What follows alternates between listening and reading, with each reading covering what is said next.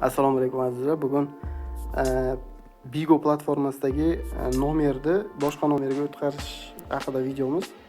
Shunga diqqat bilan e'tibor bersangizlar, mana o'zimning akkauntimni boshqa nomerga o'tkazyapman. Shuni sizlarga ko'rsatmoqchiman, qanaqa qilib boshqa nomerga o'tkazsa bo'ladi. Demak, tepada настройка belgisi bor. O'sha настройкаning belgisini bosib, управление аккаунтим degan joyga bosasizlar.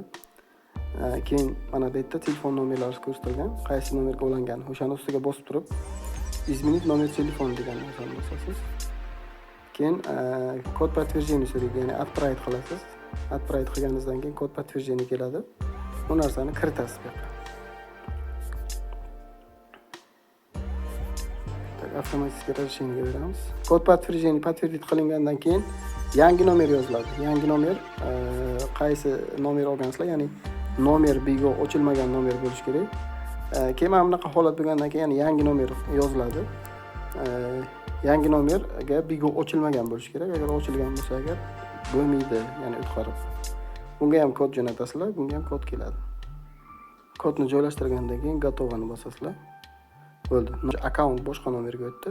Akkaunt boshqa nomerga o'tgani mana tepada ko'rsatib turibdi. Oxiri 75 bilan. Bo'ldi. Mana shu tarzda nomer o'tkaziladi. Keyin Google akkauntlarni ulasa ham bo'ladi bu yerda.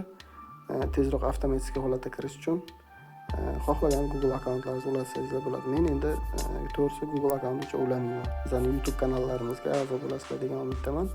O'zlaringiz ehtiyot qilinglar, charchamaylar.